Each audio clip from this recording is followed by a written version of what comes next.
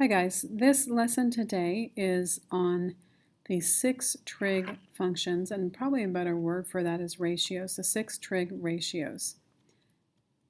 Another typo is up here. I have an old reference here. In our Big Ideas book, we are in section, I believe, 9.1. So our lesson is on the 6 trig ratios. So far in your life, you have learned about sine, cosine, and tangent. But actually, there are 6 of them. There's not just 3. There are 3 more. And so we're going to talk about what those 3 are and what we can do with those.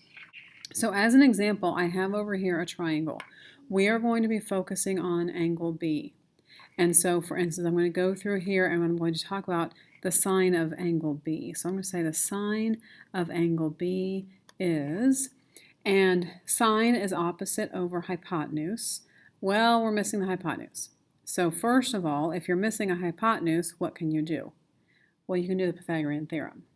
And so if I do the Pythagorean Theorem, I come up with that C is equal to 13. Now this is also what's called a Pythagorean triple. And if you can memorize a couple of the Pythagorean triples, it will help you go a little bit faster on some tests and things. So things like 3, 4, 5 is a Pythagorean triple. 5, 12, 13 is another Pythagorean triple. Okay, but let's get back to what we were talking about. We were asking what is the sine of B? Well, the sine is opposite over hypotenuse. So in this case, it's 12 over 13. And if we look at the cosine is the adjacent over the hypotenuse. And the tangent is the opposite over the adjacent.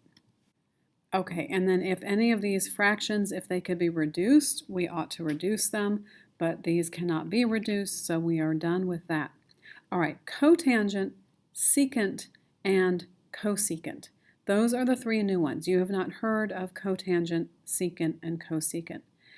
When we list them out, it's good to stay in this order because this order will have meaning to it. It'll have a pattern to it, and if we keep it in the same order, then we know the pattern. Well, the cotangent is the inverse of the tangent. In other words, instead of opposite over adjacent, cotangent is adjacent over opposite. And so if we look at our example, we can look at the triangle and think of adjacent over opposite, and that's 5 over 12.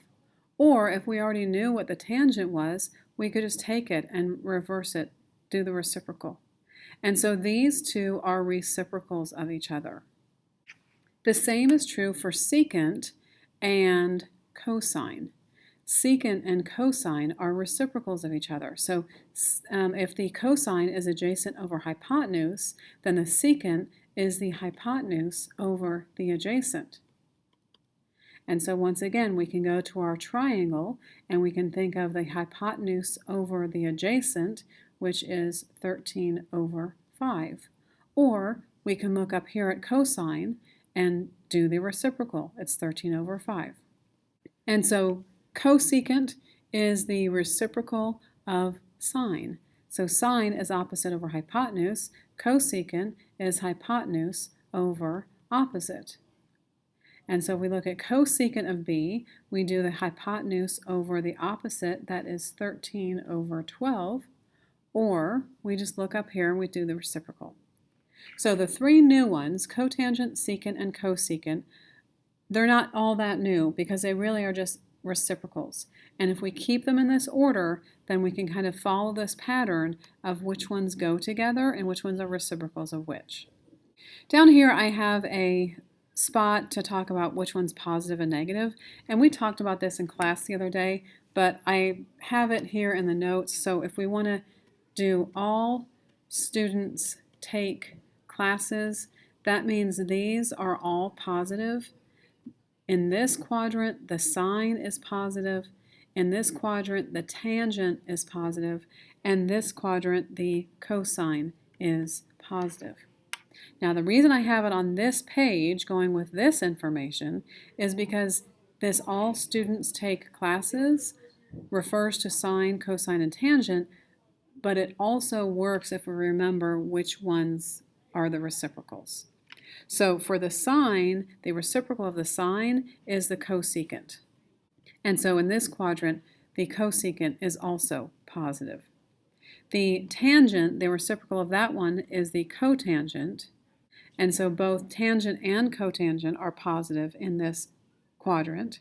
And on this quadrant, the cosine is the reciprocal of the secant.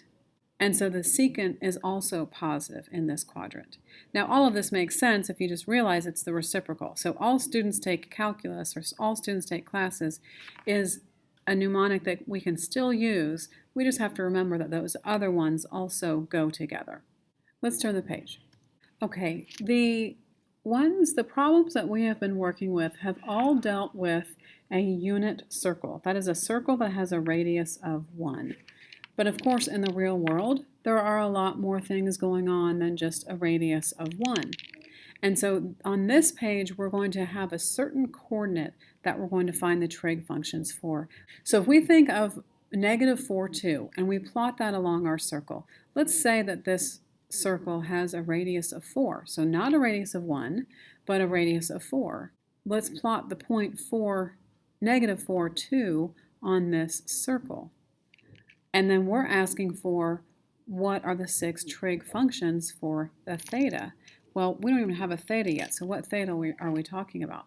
First of all, we need to go back to the center and draw our triangle in here. Now again, this is not a 30, 60, 90.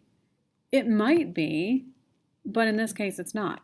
It doesn't work out that way. So we cannot assume the 30, 60, 90 rules apply because they don't.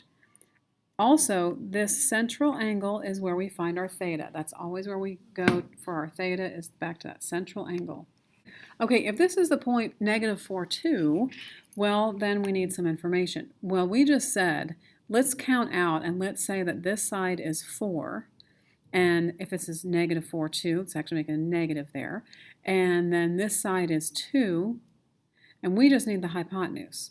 We're going to need to do the Pythagorean Theorem. So if we do the Pythagorean Theorem and work it out, then we get that C is equal to 2 radical 5. So this hypotenuse is 2 radical 5. Now we have all 3 sides. I'm going to draw my right angle in here. I have all 3 sides, and I can now do sine, cosine, tangent, etc. Again, I'm paying attention to the central angle. So the sine is the opposite over the hypotenuse. And we would want to simplify that. So the 2's cancel off. The 2's cancel off, and then I have to multiply by radical 5 to get rid of the radical in the denominator, and I get my final answer is radical 5 over 5. All right, let's look at cosine. Cosine is adjacent over hypotenuse. All right, when I do cosine, -4 over 2 radical 5, I need to get rid of my radicals, and then I need to simplify. You might have gone in a slightly different order. That's okay, but just make sure that you are getting rid of the radical and you are simplifying your fraction. Okay, let's look at tangent. Tangent, in this case, tangent's going to be a little bit easier because tangent is opposite over adjacent, and that reduces to a -1/2. All right, those are the first 3. We are familiar with those 3, right? We know how to do those. The next 3, if we have them in order, they are just reciprocals. So cotangent, well, that's really easy. We just turn this upside down and we get -2 for the cotangent.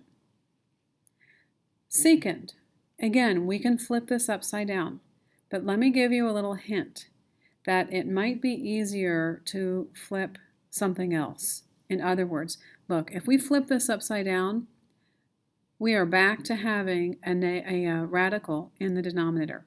We don't want that. Maybe it would be easier to flip the original one and flip it upside down instead. So I'm going to take that and I'm going to flip it upside down, take the reciprocal. So I have 2 radical 5 over -4. I do need to cancel my 2's, so I can reduce this down and I get radical 5 over -2. And that negative can go anywhere you want it to. It can go in the top, it can go in the bottom, it can go out to the front, does not matter. But the thing is, it's the reciprocal of the cosine. And it's easier to take the one inside there than to take the last one. Let's look at cosecant.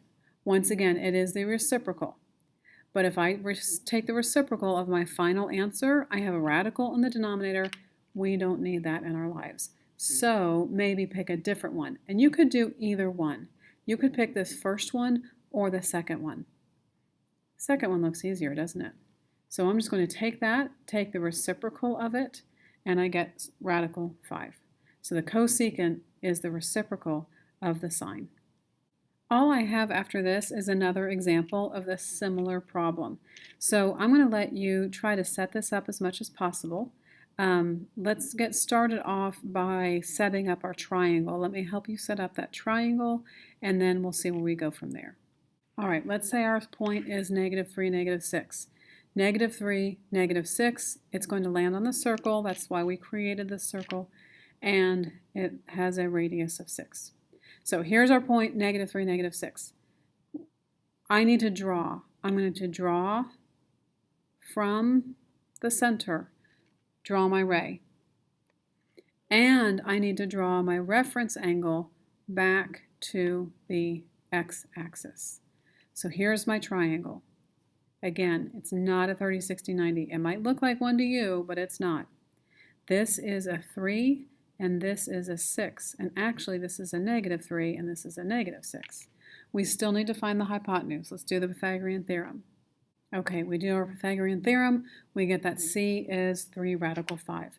All right, I know that you can do sine, cosine, and tangent. Take a minute to do sine, cosine, and tangent.